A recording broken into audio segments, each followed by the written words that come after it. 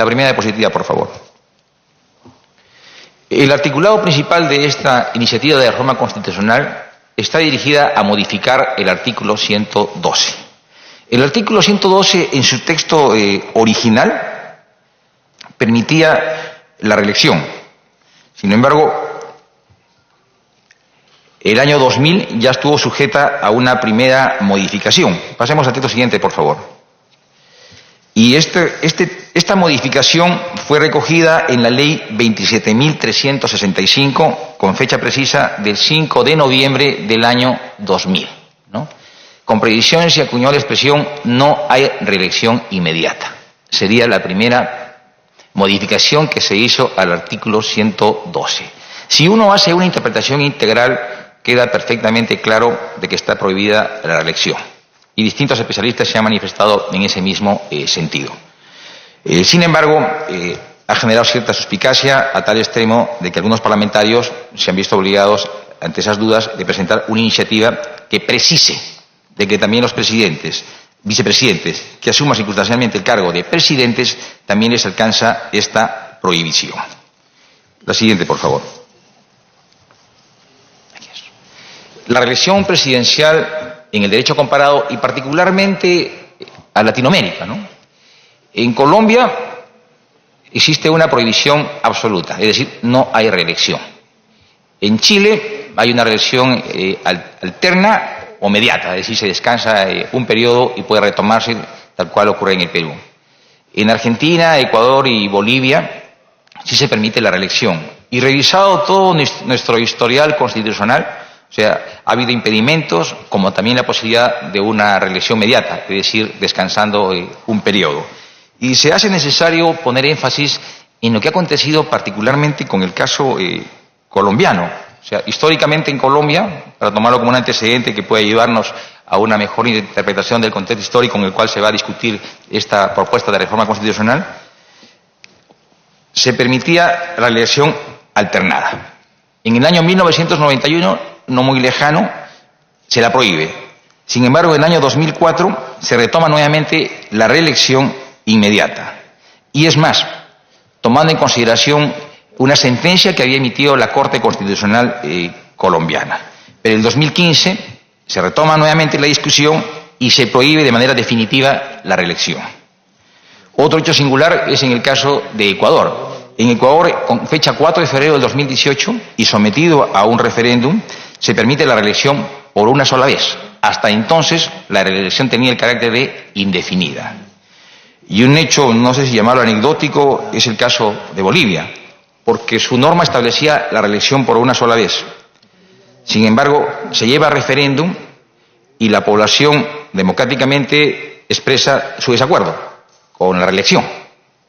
Se ha apelado a lo que es el Tribunal Supremo Electoral y finalmente le ha dado viabilidad a que se pueda volver a postular. Por eso le digo, son antecedentes que hay que tomarlos en cuenta y no son ajenos al debate que se está sosteniendo en estos momentos en nuestro país. Pasamos al siguiente, por favor.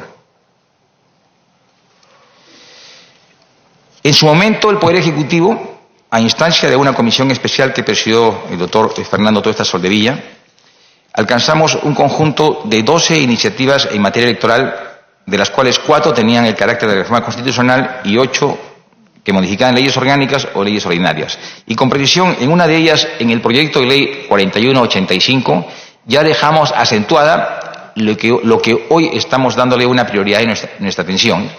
Y decía así la propuesta de entonces: no podrá ser elegido presidente de la República de manera inmediata el ciudadano que bajo cualquier título hubiera ejercido la presidencia. Esta provisión no alcanza al vicepresidente cuando ha ejercido por menos de 4 meses el último año del mandato. Iniciativa que fue puesta a consideración de este Parlamento en abril de este año, no se llegó a discutir, no obstante estamos retomando el tema, pero más allá de ello, el presidente de la República en todo momento ha mostrado con suma coherencia su compromiso político de no participar de ninguna reelección. No obstante, si queda algún margen de incertidumbre o duda, y para tener mayor certeza de lo expresado por el presidente, que podría ser entendido meramente como un mensaje político, es que se propone a este Parlamento que pueda acudirse a una segunda modificación del artículo 112 de la Constitución. Ahora también, esta propuesta ha despertado algunos niveles de interpretaciones bastante distintas, indicando que de no aprobar esta propuesta de ley estaría el presidente habilitado, ¿no?, para poder postular a una reelección, lo cual no es cierto, lo rechazamos. Tenemos una posición no solamente presidente, sino como ejecutivo coherente en el sentido de no participar de ningún tipo de reelección. Pero obviamente, ante las dudas e incertidumbres que estaba generando, se hacía necesario enfatizarlo a través de una nueva redacción del artículo 112 de la Constitución. La siguiente, por favor. Antecedentes para impedir que el presidente de la República en funciones postule como candidato. El propio Parlamento ya propuso 3 proyectos de leyes en ese mismo sentido, ¿no? Uno presentado por la bancada de Acción Popular, signado con el número 3308, y 2 presentados por la bancada de Fuerza Popular, el proyecto de ley 4362 y el proyecto de ley 4368. Sí, cuya autora es la congresista Alejandra Mayo.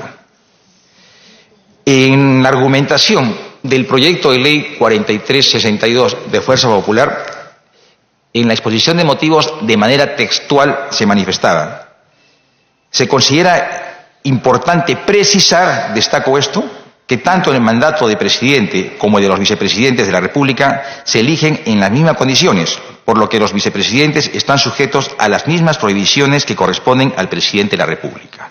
Y yo enfatizaba en la expresión precisar, obviamente porque había un nivel de incertidumbre, y se impulsaba esta propuesta, me refiero al proyecto de ley 4362, para que no haya margen de duda alguna.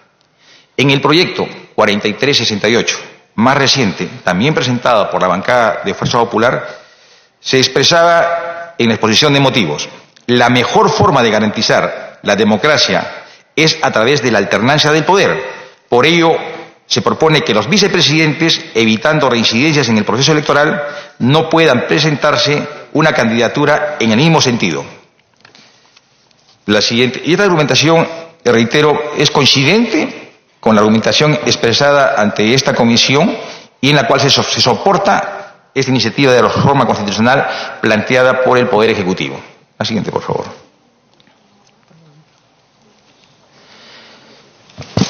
Y ya adentrados con lo que es los contenidos del proyecto de reforma constitucional respecto al recorte del mandato y adelanto de elecciones. El presidente, vicepresidente y congresistas y representantes ante el Parlamento andino permanecerán en el cargo hasta el julio del año 2020. Es decir, se está acortando el periodo de mandato de 5 años a 4 años. En el caso concreto del Parlamento andino, ellos hasta el 2006 eran designados por el Congreso de la República. A partir de allí son elegidos en elecciones generales, tal cual son los congresistas de la República. Y a efecto de ello, si no se los considera a ellos, podrían estarse generando no elecciones simultáneas, sino un proceso de elecciones generales especialmente para ellos. Igualmente también hacemos la precisión de que las autoridades que salgan elegidos en estas justas de elecciones generales en abril del próximo año o en la segunda vuelta del próximo año, su periodo de mandato sería de 5 años. Y aquí hago una tingencia.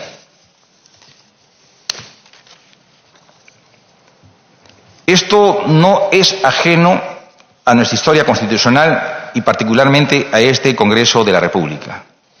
En el 14 de septiembre del año 2000 se difundieron los primeros Vladivideos y se hizo una denuncia, si no mal recuerdo fue el congresista Luis Iberico, respecto a un video en el cual se vinculaba a un parlamentario en actividad en ese entonces, Alberto Curi. Y la primera reacción del presidente de aquel entonces, Alberto Fujimori, fue anunciar el adelanto de elecciones. Esto fue un 16 de septiembre, es decir, a los 2 días se anunció el adelanto de elecciones. Y siguiendo esta secuencia histórica, el Parlamento también reaccionó. Y con precisión, el 5 de octubre del año 2000, en una primera votación, aprobó una reforma constitucional del acortamiento del periodo de mandato de los congresistas y de la plancha presidencial, de 5 años a 1 año. Esto fue ratificado 3 días después, es decir, hubo un acortamiento excepcional de las legislaturas. La siguiente legislatura se dio 3 días después, el 8 de octubre del año 2000, lo que finalmente se convirtió en la ley 27.365. ¿Qué texto estaba vigente en aquel entonces? La Constitución de 1993. El mismo procedimiento. La parte sustantiva del proceso, tan similar al de ayer como al de hoy. Obviamente que el contexto histórico-político es diferente, pero desde la perspectiva constitucional estamos apelando al mismo procedimiento. Después de haberse publicado esta norma, la ley 27.365, el 5 de noviembre del 2000, tres días después, el 8 de noviembre de ese mismo año, se publica el Decreto Supremo 028-2000 convocando elecciones generales. ¿Quién convocó? El entonces presidente Alberto Fujimori. Después hubo un viaje fuera del país y eso ya no me corresponde analizarlo. Pero sí dejo asentado este dato histórico que nos va a servir como reparo para la discusión que se va a dar en esta Comisión de Constitución respecto a la constitucionalidad de esta iniciativa que estamos proponiendo al Congreso de la República.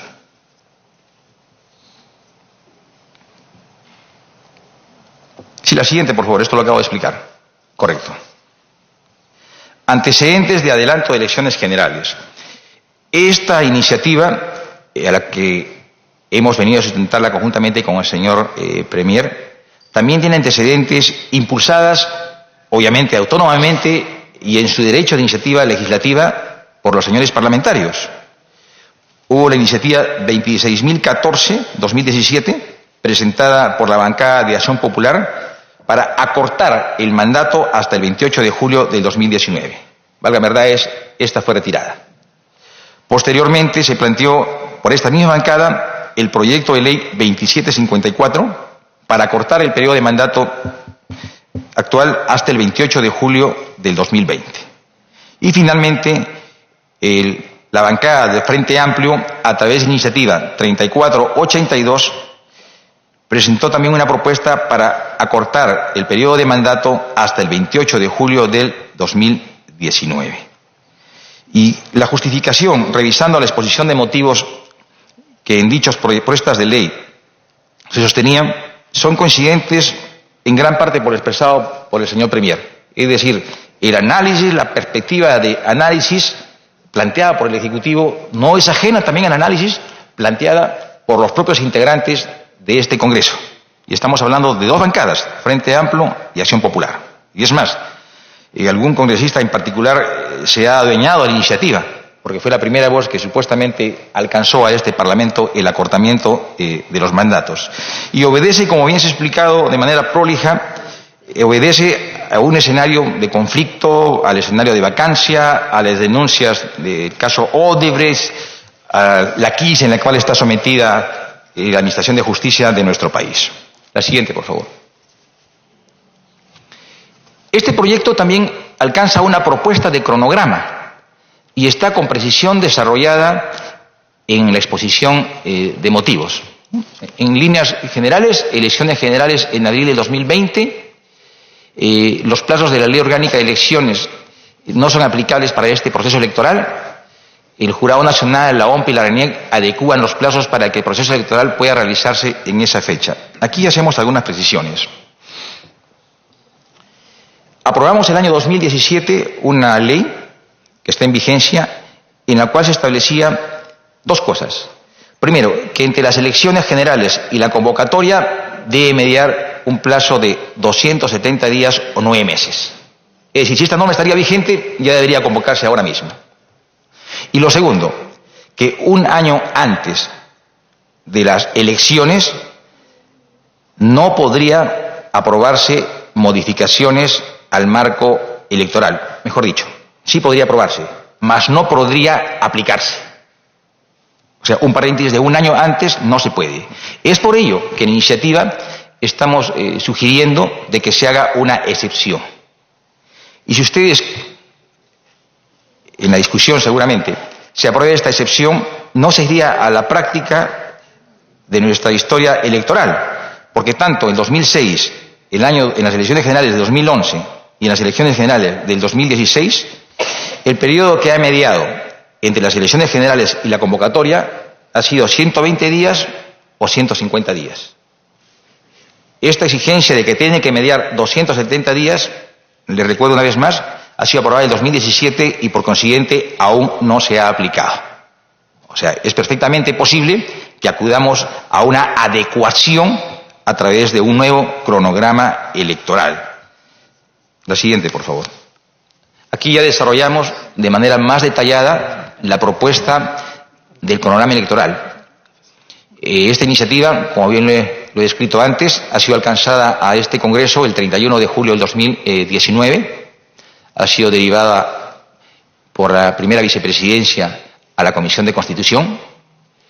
Entendemos que en el mes de agosto hemos estado más abocados a lo que es el proceso de constitución de la diversa instalación de las diversas comisiones ordinarias de este Congreso. En el mes de septiembre debería aprobarse esta reforma constitucional para proceder de forma inmediata a la convocatoria de consulta popular a través del referéndum, como ya se realizó el año pasado. La norma establece que entre la convocatoria y el proceso de referéndum debe mediar 60 días. Y es por ello que estamos proponiendo que esta consulta a través del referéndum bien podría realizarse en las últimas semanas de noviembre o las primeras semanas del mes de diciembre, para que opere la propuesta que está sugerida en el texto de que las elecciones generales se den en una primera etapa el tercer domingo del mes de abril. La norma usualmente decía que debería ser el segundo domingo del mes de abril. Sin embargo, revisando calendarios, es Semana Santa. Entonces, por ello que estamos alterando que se corra esto una semana después, dejando abierta la posibilidad para una segunda vuelta en el mes de junio, y las nuevas autoridades asumen responsabilidades en julio de 2020 por un periodo de 5 años. La siguiente, por favor.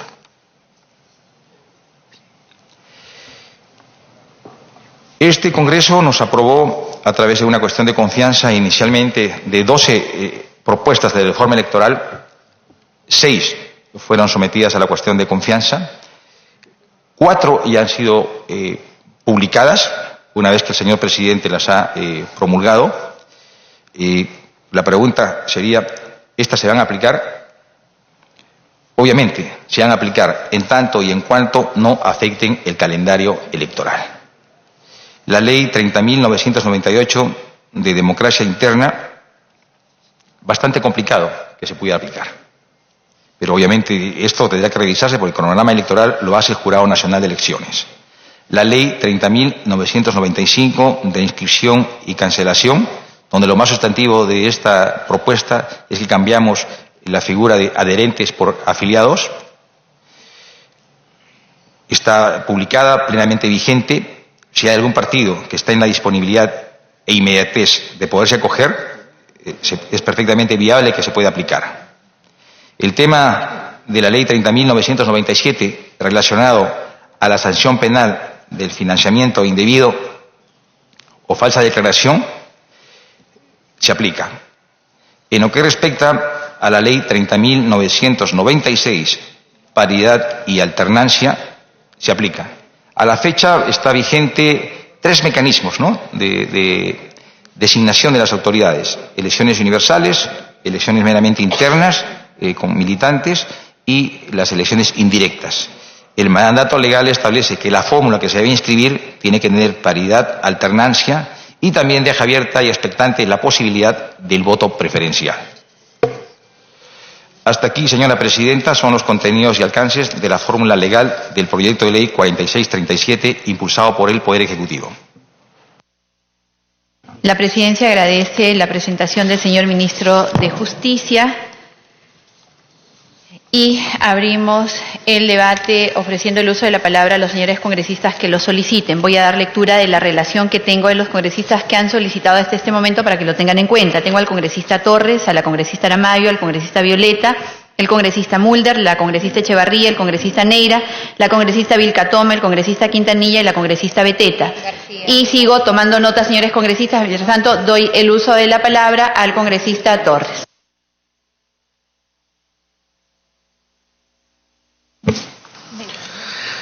Muchas gracias, Presidenta.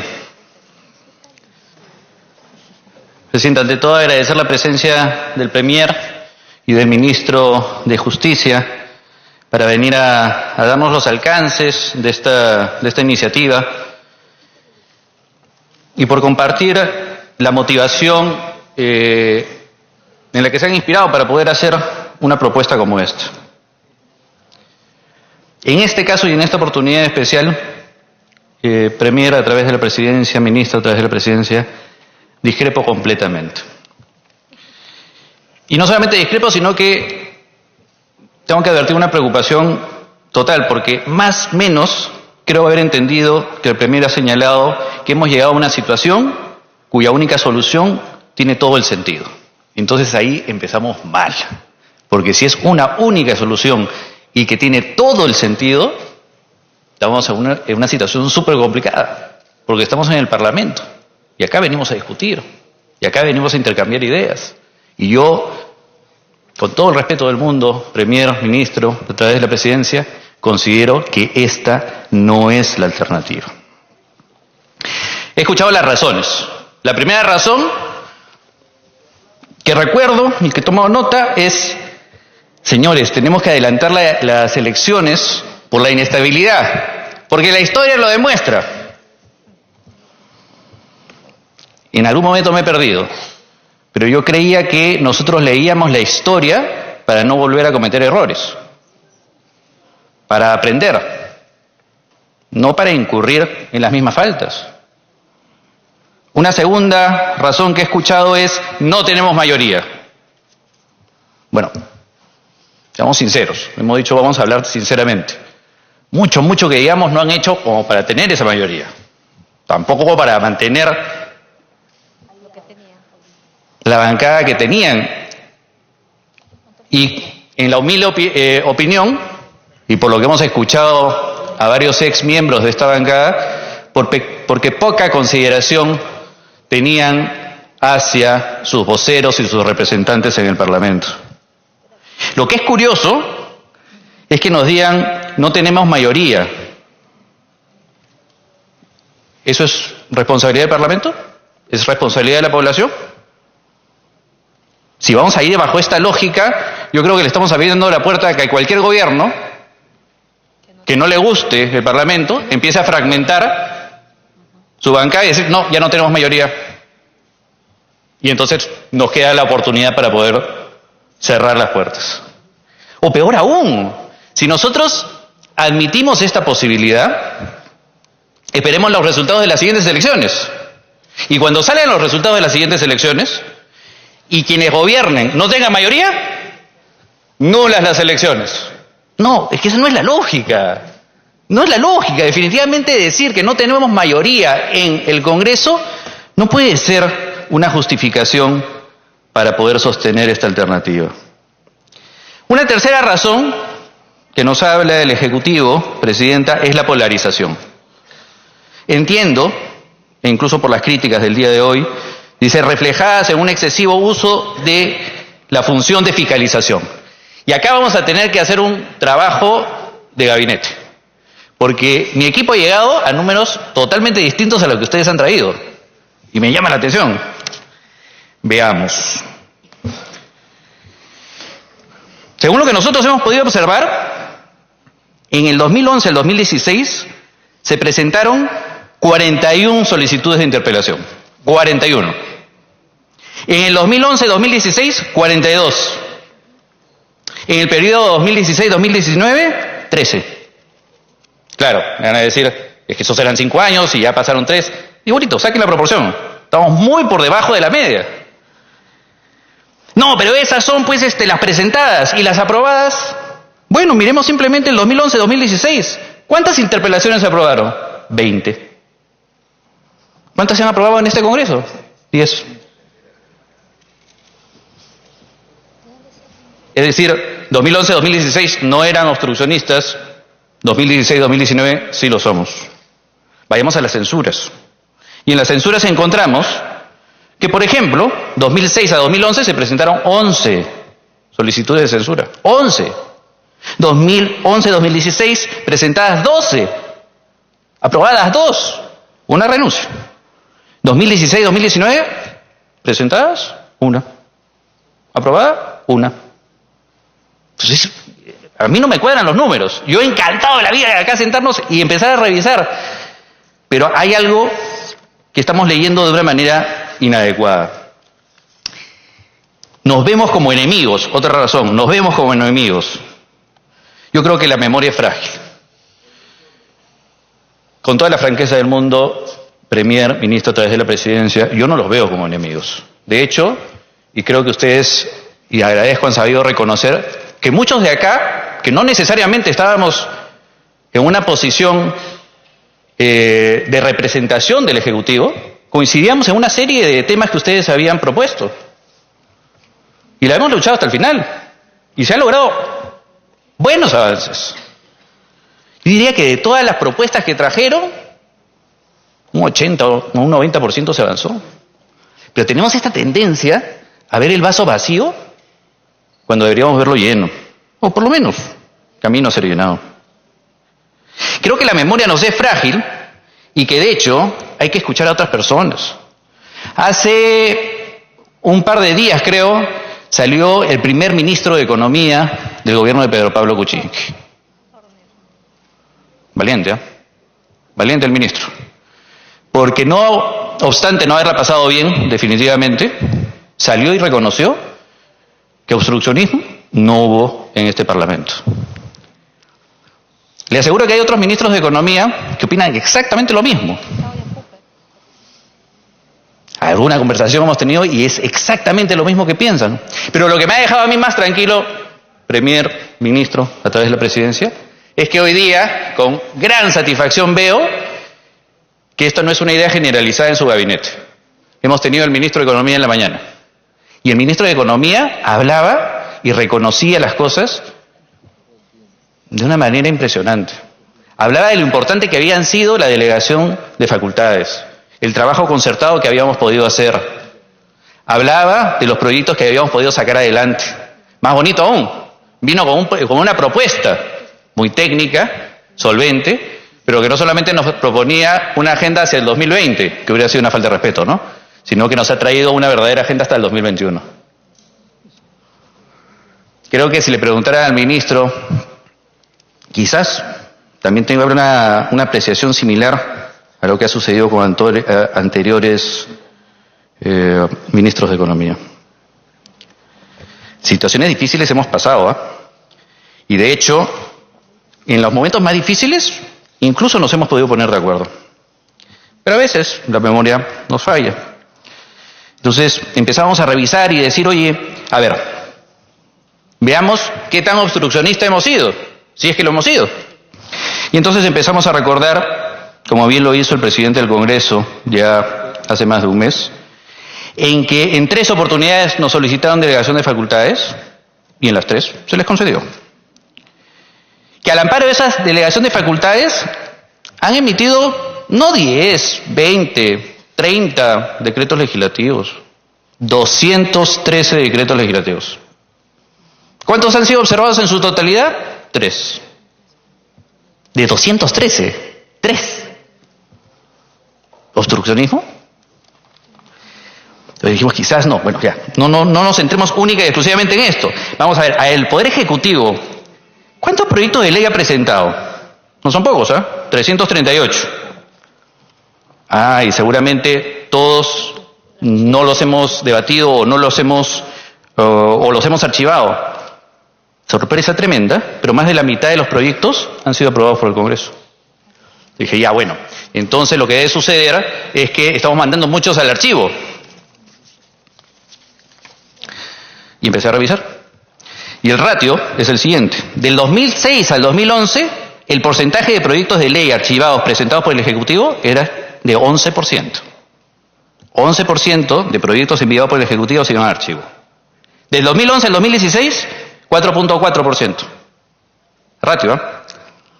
Del 2016 al 2021, dije, acá se debe disparar, pues, ¿no? Ya debemos tener, pues, 30%, 40%, 2.9%. 2.9% de los proyectos de ley del Ejecutivo que nos envían terminan en el archivo. ¿Obstruccionismo? Creo que nos estamos equivocando. Entonces luego seguí avanzando y encontré que, carambas, oye, qué pena que haya quedado en el olvido cuando muchísimos de los miembros acá de esta comisión, junto con el premier Zavala, nos sentábamos para poder dar esta ley de reconstrucción en 24 horas. Qué diferencia a lo que sucedió en Chile. Que pasaron meses para que pudieran aprobarlo. O cuando el Congreso aprobó un presupuesto en el plan de reconstrucción con cambios para el año 2019. O cuando, por ejemplo, el Congreso aprueba la ley que suspende el CNM y luego aprueba la modificación de la Constitución para crear la Junta Nacional de Justicia. Dije, no, bueno, quizás no sea suficiente y seguimos avanzando. Y entonces encontramos las cosas recientes, ¿no? Y decimos, oye, ¿acaso no es este Congreso el que aprobó las reformas constitucionales? Entre las cuales, por ejemplo, está la no reelección de congresistas.